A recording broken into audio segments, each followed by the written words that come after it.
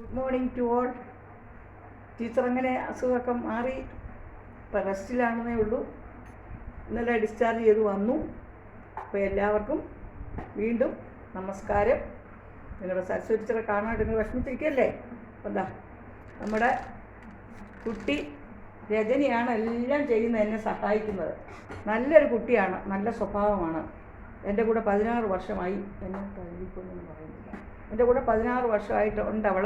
നിങ്ങൾക്ക് തോന്നും 16 വർഷം ഈ കുട്ടി ചെറിയ കുട്ടിയൊന്ന് വന്നപ്പോഴും ഇങ്ങനെ തന്നെ ഇപ്പോഴും ഇങ്ങനെ തന്നെ. അപ്പോൾ ഇന്ന് നമുക്ക്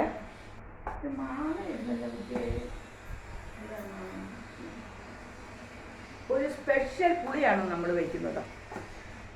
പച്ചമാങ്ങ, നല്ല മാങ്ങ. എൻ്റെ സുഹൃത്ത് ഒരു ടീച്ചർ ഇവിടെ അടുത്തുണ്ട്, അവിടുന്ന് രജനി കൊണ്ടുവന്നതാണ് ഈ മാങ്ങ. ഇത്തിരി തറയെ വീണ് ചതഞ്ഞത് കൊണ്ടുള്ള കുഴപ്പമുണ്ട്. മാങ്ങ പറിക്കുന്നുണ്ടായിരുന്നു അവിടെ മാങ്ങക്കാർ, കച്ചവടക്കാരൻ. അപ്പോൾ ഈ ഭാഗം, മറ്റേ ഭാഗം നല്ല കുട്ടി, നല്ല ഭാഗം നോക്കി രജനി അടുപ്പത്ത് ഇതിന് തോല് കളഞ്ഞ് ചെറിയ കഷ്ണങ്ങളാക്കി ഉപ്പും മഞ്ഞൾപ്പൊടിയും ഇതാ വെള്ളവും ഒഴിച്ച് ഇതാ അടുപ്പത്തേക്ക് വെച്ചിട്ടുണ്ട്. മാങ്ങയും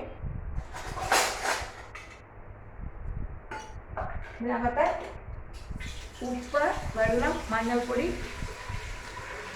ഒരല്പം മുളക് പൊടി, ഇത്രയും സാധനങ്ങൾ ചേർത്തിട്ടുണ്ട്. ഇതാ ഇത് കിടന്ന് ചട്ടിയിലാണ്, ഇത് കിടന്ന് തിളയ്ക്കുന്നു. ഉപ്പ് നോക്കട്ടെ. Rajani very good.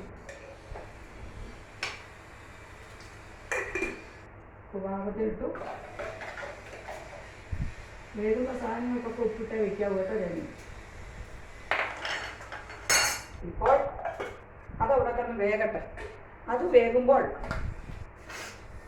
നമുക്ക് അപ്പോൾ മാങ്ങ ചെറിയ കഷ്ണങ്ങളാക്കി നുറുക്കി അതിൻ്റെ കൂടെ ഒരു 2 പച്ചമുളക് ഇട്ടിട്ടുണ്ട്. ഇത്തിരി മഞ്ഞൾപ്പൊടി, മുളക് പൊടി, ഉപ്പും ഇട്ട് അടുപ്പത്ത് വെച്ച് ആവശ്യത്തിനുള്ള വെള്ളം ഒഴിച്ച് അടുപ്പത്ത് വെച്ച് തീ കത്തിച്ചു. അതവിടെ കിടന്ന് തിളയ്ക്കുന്നു. ഒരു 2-3 തിളയ്ക്കുമ്പോൾ മാങ്ങ ആകും.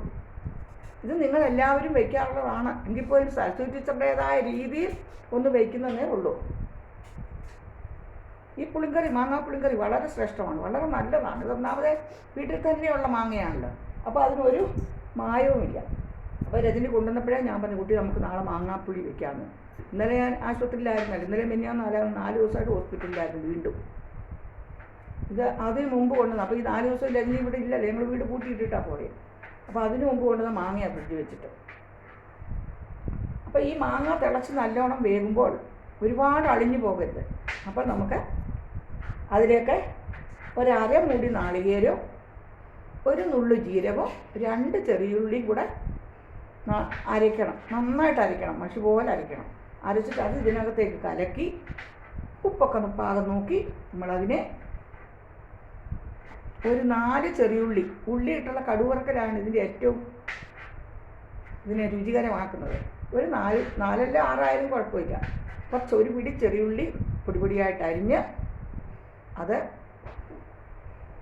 മുളകും, വറ്റൽമുളക് വെളിച്ചെണ്ണയും മുറിച്ചിട്ട് തീ കത്തിച്ച് അതിലേക്ക് കടുവും ഉലുവയും, മാങ്ങയാകുമ്പോൾ ഉലുവയും കൂടി ഇടണം. ഉലുവയും കൂടി ഇട്ട് അതിനെ നമ്മൾ ഇല്ലായിട്ടില്ല കൂട്ടി ഉലുവയും കൂടി ഇട്ട് നമ്മൾ കടു പൊട്ടുമ്പോൾ കറിവേപ്പിലയും ഇട്ട് ആവശ്യത്തിനുള്ള കറിവേപ്പില ഉള്ളി കൂടുന്ന ഇതിൻ്റെ രുചി. കറിവേപ്പില ഇട്ട് അത് നമ്മൾ കടുക് താളിച്ച് അതിലേക്ക് ഒഴിക്കുക. പിന്നെ കിടന്ന് തിളയ്ക്കണ്ട. നല്ല ടേസ്റ്റുള്ളൊരു കറിയായത് കേട്ടോ. നിങ്ങളെല്ലാവരും മാങ്ങയുടെ കാലമാണ് ഇപ്പോൾ ഇത് വെച്ച് നോക്കണം. വെക്കുന്നവരുണ്ടാവും, എനിക്കറിയാം. പിന്നെ അത് കഴിഞ്ഞ് നമ്മൾ ഇന്നെന്താ രജനിയെ ഒരു അവിയലും കൂടെ വയ്ക്കുകയാണ്. അവിയലിന് രജനി അരിഞ്ഞുകൊണ്ടിരിക്കുന്നു. അവിയലിൻ്റെ റെസിപ്പി ഞാൻ പിന്നീട് ഒരിക്കൽ, ഞാൻ പല പ്രാവശ്യം അവിയൽ വെച്ച് നിങ്ങൾക്ക് തന്നിട്ടുണ്ട്. അപ്പോൾ ഇന്ന് നമുക്ക് ഇതാണ് ഇന്നത്തെ ഇവിടുത്തെ ഉച്ചക്കത്തെ കാര്യങ്ങൾ. മാങ്ങാ പുളിങ്കറി, അവിയൽ, പിന്നെന്തുവാടി, ചമ്മന്തി, നെല്ലിക്കാ ചമ്മന്തി. ഇതാണ് നമ്മുടെ ഇന്നത്തെ ഇവിടെ വിഭവങ്ങൾ. രജനിക്കും ഒരുപാട് പണിയുണ്ടായിരുന്നു. കുറേ ദിവസമായിട്ട് വീട് പൂട്ടിയിട്ടൊന്നല്ലേ, ഞങ്ങളിവിടെ ആരും ഇല്ലായിരുന്നല്ലോ. അപ്പോൾ അതുകൊണ്ട് ഇന്ന് ഞങ്ങൾ ചുരുങ്ങിയ രീതിയിലാണ് വിഭവങ്ങൾ ഉണ്ടാക്കുന്നത്. അപ്പോൾ മാങ്ങാക്കറി, രജനി ഇതൊന്ന് പറഞ്ഞേ. എന്താ നീ ചെയ്തതെന്നുള്ള പറയൂ. നിന്നെ കാണാനാണ്, നീ പറയണം. എന്തൊക്കെയാന്ന് പറയൂ ആദ്യം. വേട്ടണ്ട. അങ്ങനെ വേണം നിന്നെ എല്ലാവരും അറിയാൻ. സരസ്വതി ടീച്ചറുടെ വീട്ടിലുള്ള കുട്ടിയാണെന്ന് നീ എന്താന്ന് പറഞ്ഞാൽ മതി അവിടെ നിന്ന്. പച്ചമുളക്, മഞ്ഞൾപ്പൊടി, മുളക് പൊടി ഇട്ട് വേവിക്കുക. അതിന് ശേഷം തേങ്ങയും ചുവന്നുള്ളിയും ജീരകം കൂടെ അരച്ചത് ഇടുക. പിന്നെ കടുക് താളിക്കുക.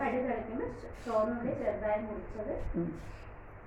ഞാനിവിടെ ഒന്ന് പറയുന്നതേ ഉള്ളൂ, അവളാ വയ്ക്കുന്നത് കേട്ടോ. അപ്പോൾ അവളോട് നിൽക്കാൻ നമുക്ക് ഭയങ്കര മടിയാണ് ഇതിൽ വരാൻ. എന്താ ചെയ്യുക, നമ്മുടെ കഷ്ടകാലം. ഇപ്പോൾ എനിക്ക് ഓട്സൊക്കെ കലക്കി തന്നിട്ടുണ്ട് ആളും.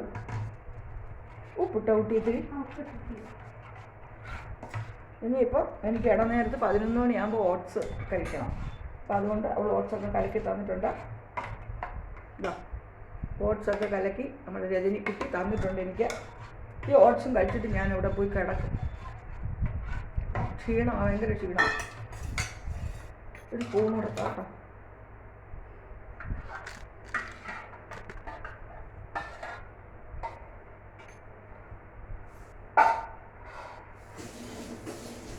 അവിടെ കലവറയാണ്.